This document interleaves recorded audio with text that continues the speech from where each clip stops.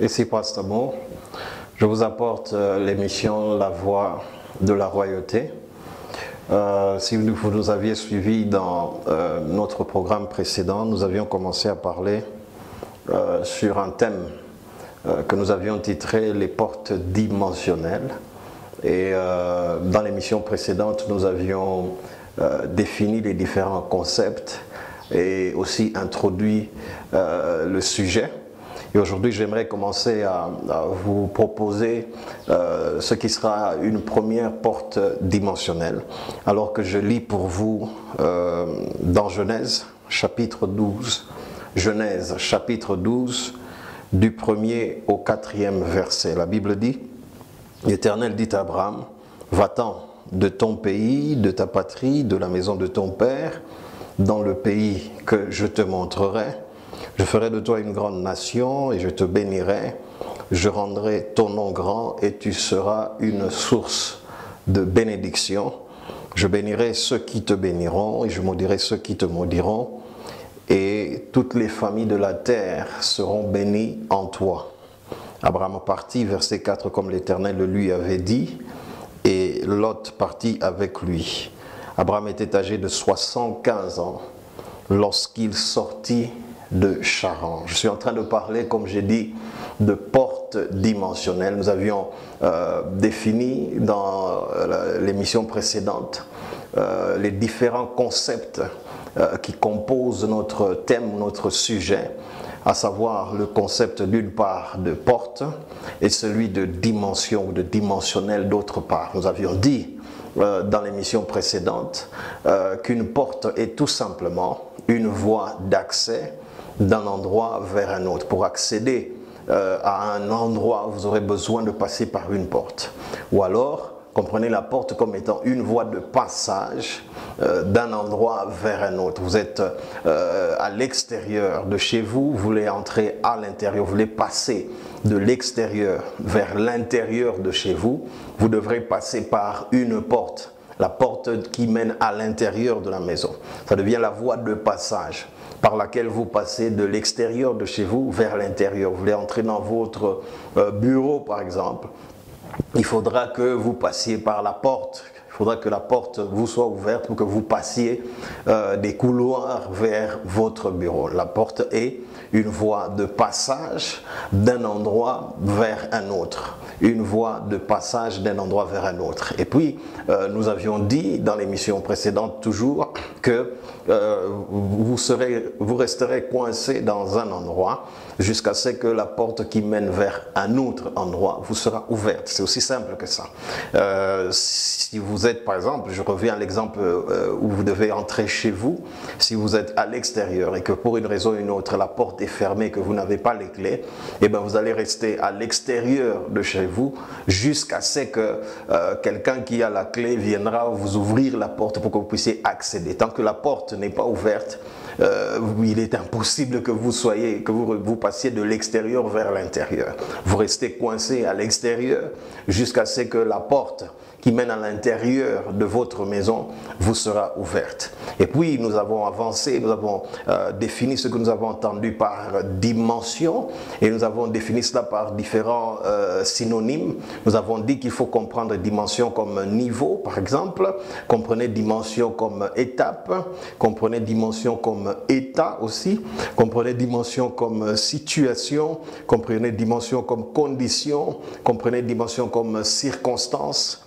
etc. Autant de synonymes que nous pouvons donner pour que vous compreniez ce que nous entendons par dimension. Et lorsque nous mettons maintenant les deux concepts ensemble, à savoir celui de porte et celui de dimension, nous avons ce que nous appelons les portes dimensionnelles. C'est quoi? Encore une fois, une porte dimensionnelle, c'est tout simplement les voies de passage, ou une voie de passage d'une dimension vers une autre. Nous avions dit clairement depuis l'émission précédente que la vie de l'être humain est faite de différentes dimensions. Elle est faite de différentes étapes. Elle est faite de différents niveaux. Et si vous devez passer d'une dimension vers une autre, vous aurez besoin qu'une porte dimensionnelle, c'est-à-dire une porte qui vous fait passer d'une dimension vers une autre. Une porte qui permet le passage d'une dimension vers une autre vous soit ouverte. Sans cela, vous resterez coincé, comme nous l'avions dit, dans votre dimension actuelle. Vous resterez coincé à votre niveau actuel. Vous resterez coincé dans votre situation actuelle. Vous resterez coincé dans votre condition actuelle. Vous resterez coincé dans votre état actuel jusqu'à ce qu'une porte dimensionnelle, c'est-à-dire une porte qui permet le passage de l'état dans lequel vous vous retrouvez aujourd'hui vers un autre état, jusqu'à ce qu'une porte qui permet ce passage-là soit ouverte. Vous resterez coincé dans l'état, dans la condition dans laquelle vous vous retrouvez. C'est cela que nous entendons par porte dimensionnelle. Nous sommes en train de parler des voies de passage d'une dimension vers une autre. Nous avons dit dans l'émission précédente que Dieu souhaite le progrès de ses enfants. Nous avons cité des passages comme celui de Proverbes chapitre 4 verset 18 où la Bible dit que le sentier du juste. Nous avons dit que dans l'Ancien Testament, celui qu'on appelait le juste dans l'Ancien Testament est l'équivalent du chrétien dans le Nouveau Testament. Et nous disons le sentier du chrétien est comme une lumière resplendissante dont l'éclat va croissant jusqu'au parfait jour. L'éclat va augmentant, l'éclat va s'améliorant jusqu'au parfait jour. Et c'est cela la pensée de Dieu, c'est cela le souhait de Dieu pour nous, ses enfants, pour les chrétiens, que nos vies ne restent pas toujours stagnantes, que nos vies ne restent pas dans le statu quo, mais que nous allions d'une dimension vers une autre, que nous allions d'un niveau vers un autre, que nous allions d'une situation vers une autre meilleure de préférence, que nous passions d'une condition vers une autre meilleure de préférence, que nous passions d'une circonstance vers une autre, et encore une fois meilleure de préférence. C'est cela la volonté de Dieu nous concernant. Il dit dans Deutéronome chapitre 2 verset 3, il dit jusqu'à quand vous allez continuer à sillonner cette montagne, jusqu'à quand vous allez continuer à tourner en rond autour de cette montagne. Il est temps maintenant de vous tourner vers le nord et d'avancer. Dieu ne prend pas plaisir à ce que ses enfants tournent en rond. Il ne prend pas plaisir à ce que ses enfants restent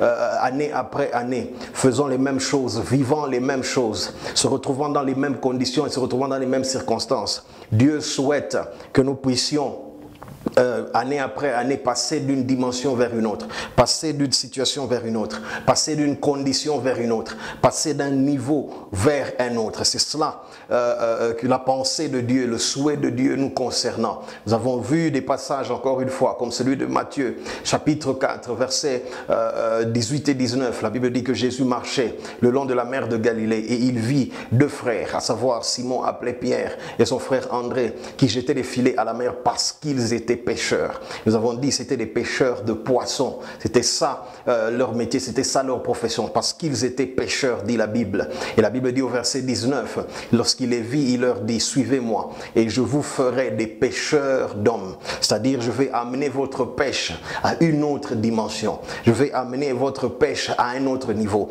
En d'autres termes, je vais vous ouvrir une porte dimensionnelle. Je vais amener ce que vous faites déjà vers un autre niveau. Et nous avions dit la dernière fois que vous n'avez pas nécessairement besoin de changer de domaine, de profession. Vous n'avez pas besoin de changer nécessairement de domaine d'activité. Par les portes dimensionnelles, vous pouvez amener la même activité que vous faites, la même profession que vous exercez, le même travail que vous faites, ces mêmes affaires-là dans lesquelles vous êtes. Vous pouvez les amener d'une dimension où elles se retrouvent présentement vers une autre dimension, du palier où ils se retrouvent présentement vers un autre palier, du niveau où ils se retrouvent présentement vers un autre niveau. C'est cela que nous entendons par porte dimensionnelle. Comment amener ce que je suis en train de faire maintenant vers un autre niveau? C'est possible, c'est possible. Peu importe si vous pensez ou si vous estimez avoir atteint votre plafond, vous estimez qu'il n'y a pas mieux pour vous dans ce domaine-là. Je viens vous informer qu'il y a toujours une autre dimension. Il y a toujours un autre niveau. Il est possible de faire la même chose que vous êtes en train de faire, mais le faire sur une autre plateforme, meilleure et plus grande et plus excellente. Et voilà pourquoi je suis en train de vous présenter les différentes portes dimensionnelles. Et je viens dans l'écriture que j'ai lue tout à l'heure pour vous, Genèse chapitre 12, à partir du 1er jusqu'au 4e verset, où la Bible est en train de raconter la rencontre que Dieu a eue avec Abraham.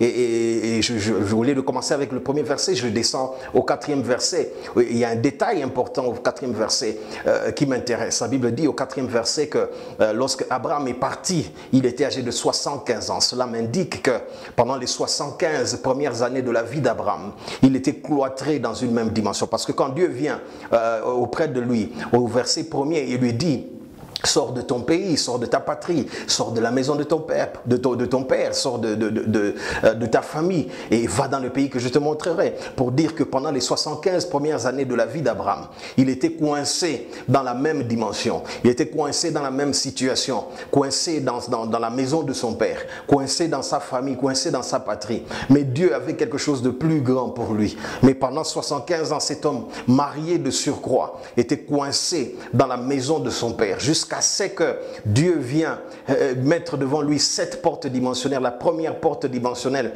que j'aimerais vous proposer aujourd'hui, c'est qui est la porte de la vision. La porte de la vision, la porte du rêve est une première porte dimensionnelle. Le rêve, la vision sont une première porte dimensionnelle. Écoutez, si vous devrez sortir de la dimension dans laquelle vous vous retrouvez présentement, vous aurez besoin de faire un rêve, vous aurez besoin d'avoir une vision. Vous en aurez besoin. Lorsque la vision vient, elle vous fait traverser une autre dimension. Lorsque la vision vient, elle ne vous laisse jamais dans l'état et dans la situation et dans la dimension dans laquelle elle vous a trouvé. J'ai vu la vie, commençons d'abord par l'exemple d'Abraham lui-même. À partir du moment où cette vision a été déposée dans son esprit, à partir du moment où Dieu a peint ce rêve devant Abraham, sa vie n'est plus restée la même. Lorsque vous lisez la suite de son histoire, après le verset 4, après qu'il soit parti, sa vie n'est plus restée la même. Lui qui était dans la maison de son père est devenu après cela propriétaire de terre.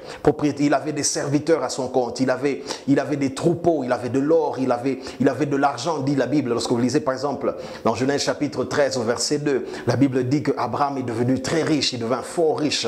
Il avait des troupeaux, il avait des serviteurs, il avait de l'or, il avait de l'argent. Toutes ces choses-là sont venues après que Dieu ait peint une vision devant lui, après que Dieu ait peint un rêve devant lui. Le rêve est devenu une porte dimensionnelle qui l'a fait passer de la dimension dans laquelle il était. Si la Bible dit au chapitre 13 seulement qu'il devint riche, lorsque la Bible dit devint riche, c'est-à-dire qu'avant ça il n'était pas riche. Si la Bible dit qu'il commençait à posséder des serviteurs, c'est qu'avant ça il n'avait pas de serviteurs. C'est aussi simple que ça. Et si la Bible dit qu'après ça il a commencé à avoir de l'or et de l'argent, c'est qu'avant ça il n'en avait pas. La Bible dit il devint riche, c'est-à-dire avant ça il n'était pas. À partir du moment où Dieu lui a donné une vision, à partir du moment où Dieu lui a donné un rêve, le rêve que Dieu a donné à Abraham est devenu une porte dimensionnelle. Ça l'a fait passer de la dimension dans laquelle il était, où il n'avait ni or ni argent, où il n'avait ni serviteur ni troupeau, à une dimension où maintenant Abraham avait de l'or, il avait de l'argent, il avait des troupeaux, il avait des serviteurs. Et je viens vous dire que le rêve en vous est une porte dimensionnelle. Si seulement vous pouvez avoir un rêve, permettez-moi de dire, si seulement vous pouvez faire un rêve. J'ai lu une autre histoire que vous connaissez certainement dans Genèse, au chapitre 37 cette fois-ci. Lorsque vous lisez le verset 5, Genèse chapitre 37 verset 5, la version Louis II dit Joseph eut un rêve, mais je n'aime pas beaucoup cette formulation-là. Je préfère la version du Semeur où la Bible dit Joseph fit un rêve.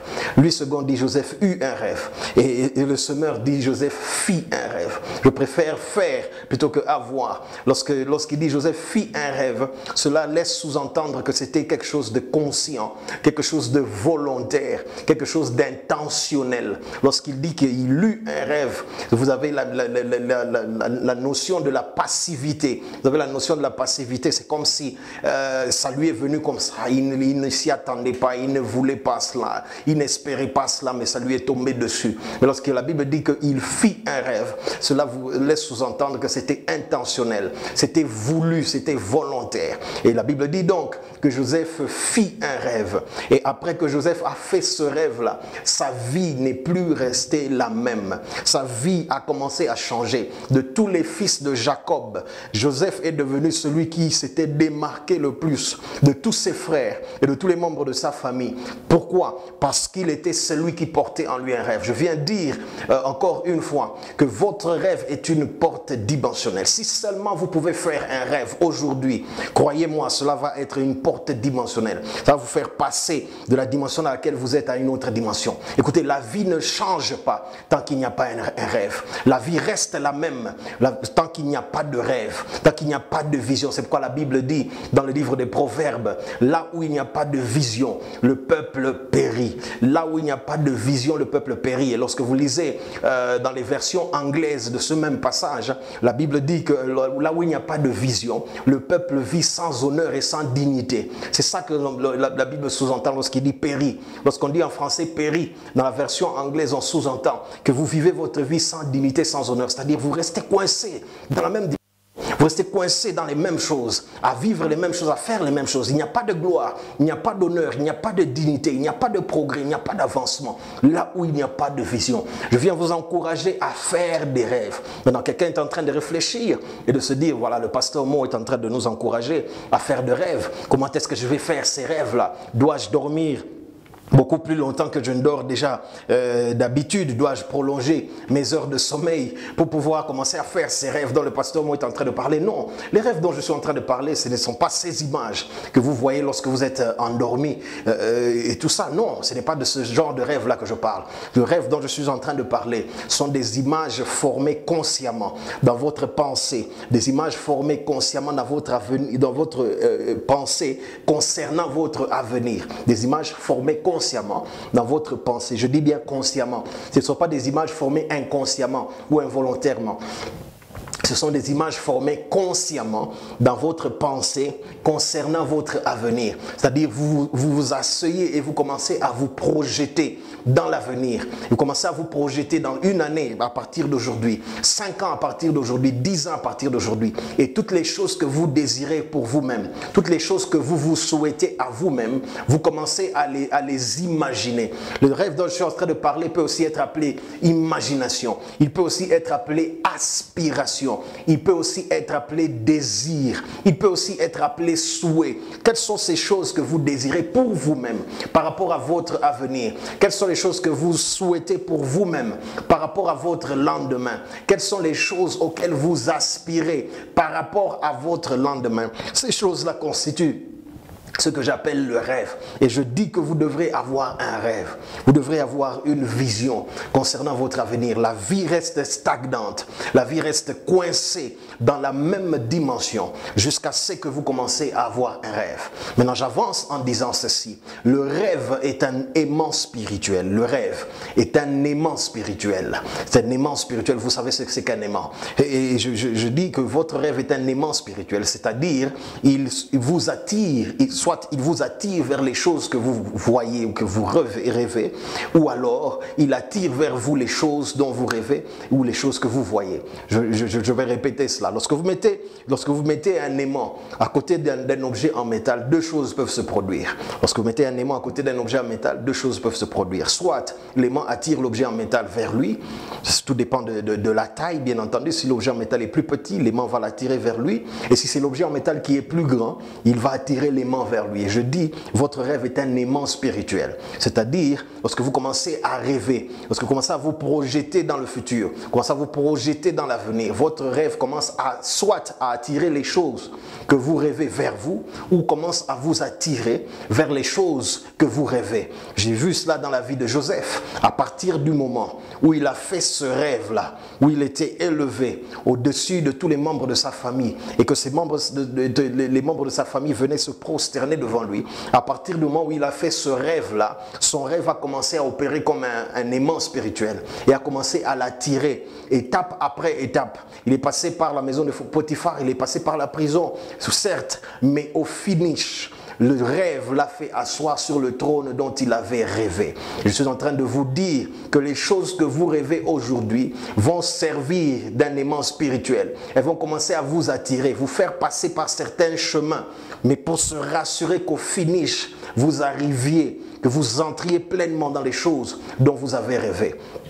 C'est ça que je suis en train de dire lorsque je dis que le rêve est un aimant spirituel. Alors j'avance encore et je vous dis par rapport à votre vision, par rapport à votre rêve, je vous dis que le rêve que vous avez, la vision que vous avez va déterminer ce que le Seigneur mettra entre vos mains. La Bible dit dans Genèse, toujours parlant d'Abraham, Genèse chapitre 13, le verset 14 et le verset 15. Genèse chapitre 13, verset 14 et verset 15. La Bible dit parlant d'Abraham, Dieu dit à Abraham, après que Lot se se fut séparé de lui. Lève les yeux de là où tu te trouves. Regarde vers le nord, regarde vers le sud, regarde vers l'est et vers l'ouest.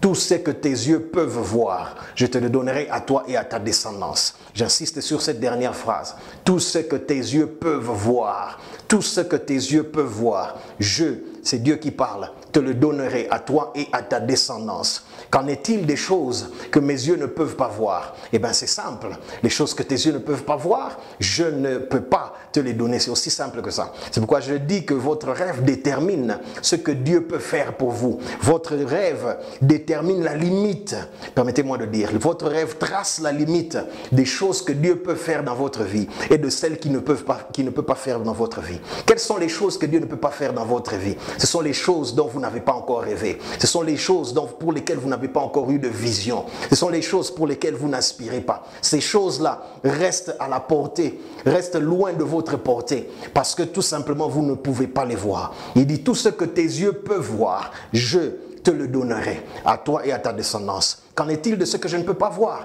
Eh bien, ce que tu ne peux pas voir, je ne peux pas le donner.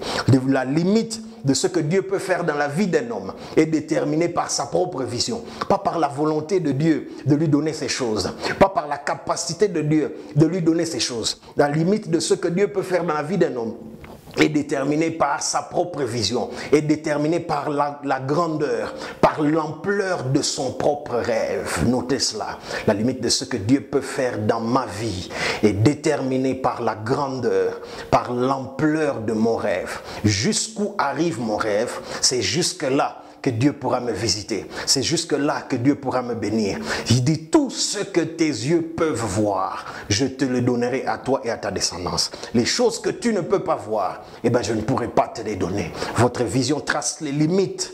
Votre vision, pendant longtemps, on a pensé que c'est Dieu qui déterminait les limites de ce qu'on peut avoir et de ce qu'on ne peut pas avoir. Les limites de ce qu'on peut devenir et de ce qu'on ne peut pas devenir. Mais c'est faux. Les Écritures nous montrent clairement que c'est l'homme lui-même, par son rêve, par sa vision, par la grandeur de ses ambitions, par la grandeur de ses ambitions et de ses aspirations, par la force de son désir qui détermine ce que Dieu peut faire pour lui. La Bible dit dans Proverbe chapitre 10 au verset 24, ce que désire le juste lui sera accordé. Ma question est celle de savoir, qu'en est-il des choses que le juste ne désire pas? Souvenez-vous, dans l'Ancien Testament, lorsqu'on parle de juste, on fait référence, c'est l'équivalent du chrétien dans le Nouveau Testament. Il dit, ce que désire le chrétien lui sera accordé. Qu'en est-il des choses que le chrétien ne désire pas? Eh bien, ces choses ne pourront pas lui être accordées. Écoutez, tant que vous n'avez pas encore commencé à désirer certaines choses, vous pouvez les attendre et ne viendront jamais. Vous pouvez espérer et ne viendront jamais. Vous devez commencer à désirer certaines choses.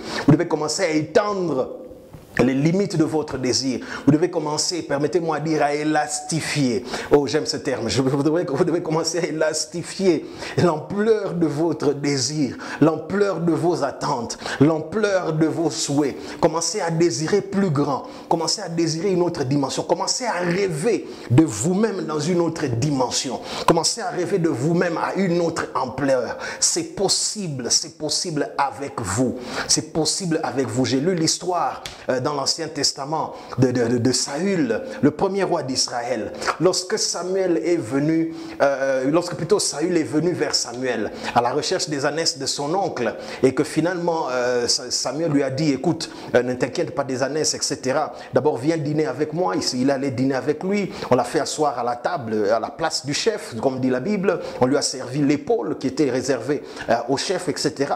Et après cela, il se retire sur le toit de la maison et il commence à converser avec Samuel. Et Samuel lui dit, ne t'inquiète pas des ânesses, car elles ont été retrouvées. Mais pour qui est réservé tout ce qu'il y a de précieux en Israël? N'est-ce pas pour toi et pour la maison de ton père? C'est ça que Samuel lui dit. Il dit, ne t'inquiète pas les ânesses, car elles ont été retrouvées. Mais pour qui est réservé tout ce qu'il y a de précieux en Israël? N'est-ce pas pour toi et pour la maison de ton père? Maintenant, je pose la question, pour qui est réservé tout ce qu'il y a de précieux dans ce monde? N'est-ce pas pour toi et pour la maison de ton père? Pour qui est réservé tout ce qu'il y a de précieux dans le pays où vous vivez? N'est-ce pas pour vous et pour la maison de votre père? Pour qui est réservé tout ce qu'il y a de précieux? Posez-vous la question, pour qui est réservé tout ce qu'il y a de précieux dans la ville où je vis? N'est-ce pas pour moi et pour la maison de mon père? Pour qui est réservé tout ce qu'il y a de précieux dans la communauté où je vis? N'est-ce pas pour moi et pour la maison de mon père? Si ce n'est pas pour vous, c'est pour qui? Et la réaction, quand vous lisez la réaction de Saül après ça, c'est à ça que j'étais en train d'essayer d'arriver. La réaction de Saül est inquiétante. Parce que Saül, quand Samuel lui dit ces paroles, lui dit: pourquoi me parles-tu ainsi? Ne suis-je pas un benjamite de la plus petite tribu en Israël? Et ma famille n'est-elle pas la plus petite famille dans la tribu de Benjamin? C'est-à-dire, je suis tellement petit, je ne mérite pas les choses dont tu es en train de parler. Écoutez, enlevez en vous la pensée selon laquelle d'autres gens méritent de passer à une autre dimension plus que vous. Enlevez dans votre tête la pensée selon laquelle d'autres gens méritent de vivre de grandes choses avec le Seigneur plus que vous. Enlevez en vous la pensée selon laquelle d'autres gens méritent d'être bénis plus que vous. Enlevez en vous ou de vous la pensée selon laquelle d'autres gens méritent d'être promus plutôt que vous. Enlevez de vous la pensée selon laquelle c'est seulement d'autres gens qui ont droit à la prospérité. C'est seulement d'autres gens qui ont droit au bonheur. C'est seulement d'autres gens qui ont droit à l'épanouissement. C'est seulement d'autres gens qui ont droit à vivre heureux. Enlevez de vous cette pensée. Ne t'inquiète pas des ânesses, car elles ont été retrouvées. Pour qui est réservé tout ce qu'il y a de précieux en Israël? N'est-ce pas pour toi et pour la maison de ton Père? Qu'est-ce que je suis en train de dire? Je suis en train de dire que votre rêve détermine la limite de ce que Dieu pourra faire pour vous. Votre rêve détermine la limite des endroits où Dieu peut vous amener dans la vie. Le rêve est une première porte dimensionnelle. Et je viens vous encourager en ce jour de commencer à faire certains rêves concernant votre vie, concernant votre destinée. Asseyez-vous et commencez à vous projeter dans l'avenir. Je reviens au passage que j'ai lu tout à l'heure, ou que j'ai mentionné plutôt tout à l'heure, celui de Genèse au chapitre 13, le verset 14 et le verset 15. Genèse 13, verset 14 et 15. Je reviens à ce passage, je l'ai mentionné tout à l'heure. La Bible dit: Dieu dit à Abraham, après que Lot se fut séparé de lui, il s'élève les yeux de l'endroit où tu te trouves. C'est là que je voudrais insister. Il dit: de l'endroit où tu te trouves, lève les yeux. Je viens de dire à quelqu'un: de l'endroit où tu te trouves, commence à rêver. De la situation dans laquelle tu te trouves, commence à rêver. Je ne sais pas si tu es dans une situation difficile, mais il dit à Abraham: de l'endroit où tu te trouves, lève les yeux. Et moi je te dis, dans ta situation difficile, commence à lever les yeux. Dans la précarité dans laquelle tu te retrouves, lève les yeux. Je viens te dire, dans les difficultés dans lesquelles tu te trouves, lève les yeux. Écoutez, il n'y a aucune situation qui est trop mauvaise pour que l'on puisse commencer à rêver de quelque chose de mieux. Peu importe la difficulté de votre situation actuelle, vous pouvez quand même rêver. Il dit à Abraham: de l'endroit où tu te retrouves. Certaines personnes pensent qu'ils doivent se retrouver dans de meilleures conditions pour commencer à rêver. Non. On rêve dans la situation dans laquelle on se retrouve. À partir de l'endroit où on se retrouve, que ce soit une situation difficile, une situation de maladie, une situation de chômage, que sais-je encore. À partir de l'endroit où vous vous retrouvez, c'est de là que vous devez commencer à rêver. Et ce rêve-là, comme j'ai dit, c'est ça qui va commencer à vous faire sortir justement de la situation dans laquelle vous vous retrouvez. N'attendez pas de vous retrouver à un meilleur endroit pour commencer à rêver. Il dit: de l'endroit où tu te trouves. En d'autres termes, de la situation dans laquelle tu te trouves, de la dimension dans laquelle tu te retrouves, lève les yeux et commence à rêver. Du niveau auquel tu te retrouves, lève les yeux et commence à rêver. De la condition dans laquelle tu te retrouves, lève les yeux et commence à rêver. Écoutez, ce dont une personne en difficulté a le plus besoin, c'est de faire un autre rêve. Ce dont une personne dans une situation difficile a le plus besoin, c'est de faire un autre rêve. Ce dont tu as le plus besoin dans ta condition qui est compliquée, c'est de faire un autre rêve. Et lorsque tu feras un autre rêve, ce rêve-là va commencer à te tirer et te faire sortir de la situation dans laquelle tu te retrouves.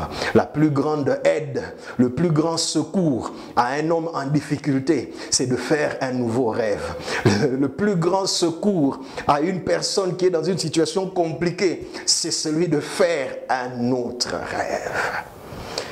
Chers amis, c'est là que je vais m'arrêter pour aujourd'hui. Souvenez-vous que je suis en train de parler de porte dimensionnelle. Et je viens de vous proposer la première porte dimensionnelle, qui est le rêve ou la vision. Ce sont des synonymes. Rêve ou vision sont des synonymes. Si tu peux faire un rêve aujourd'hui, ce rêve va te servir de porte dimensionnelle. Il va te faire passer de la dimension dans laquelle tu te retrouves présentement vers une autre dimension. Je prie pour toi, Seigneur, dans le nom de Jésus. Je prie pour quelqu'un qui est au son de ma voix aujourd'hui, qui a écouté ce message et qui se retrouve coincé dans une situation difficile. Je prie, Seigneur, que tu puisses susciter un nouveau rêve, une nouvelle vision dans son cœur. Et alors que cela va se produire, qu'il ou qu'elle passe de sa dimension actuelle vers une autre dimension. C'est cela ma prière pour vous, dans le nom puissant et glorieux de Jésus. Je vais continuer avec cet enseignement, vous proposer une autre porte dimensionnelle dans notre prochaine émission.